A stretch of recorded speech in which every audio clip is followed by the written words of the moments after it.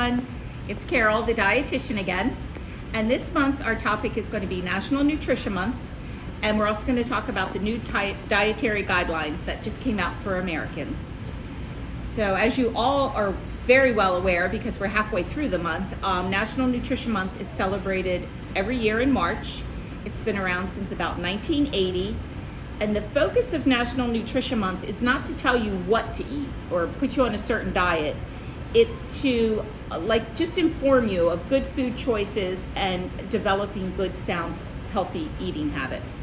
Every week with your menus, you've been getting a little handout from National Nutrition Month, so I hope you've enjoyed those. And this year's theme is Personalize Your Plate.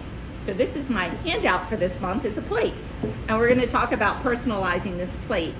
And I think the biggest thing for everyone to realize is that there is no one-size-fits-all approach to nutrition or your health. We're all very unique individuals. We have different bodies, different body types. We're different ages, we're different sexes. We were raised differently, our backgrounds are different. But most of all, we all have different tastes.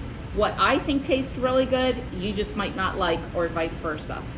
So personalizing your plate is based on the recommendations from the 2020 to 2025 dietary guidelines for Americans. So these dietary guidelines for Americans, they first came out in 1980, and then in 1990, Congress got involved and said that every 5 years they need to be updated. I went back and looked at them all from the current back to 1980s.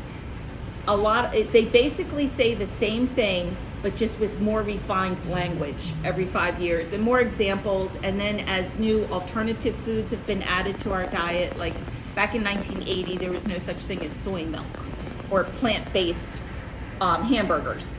So things get added over the years. So the newest set of guidelines came out in 2020, and they are science-based guidelines for all Americans to follow in regards to nutrition.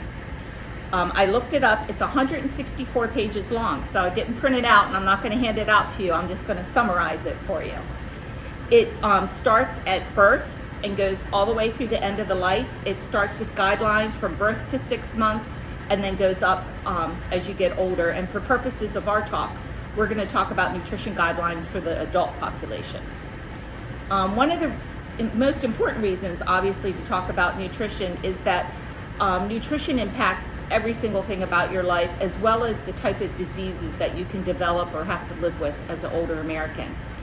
6 in 10 Americans live with at least one chronic disease. It could be heart disease, diabetes, lung disease, kidney disease, cancer. 4 in 10 Americans have 2 or more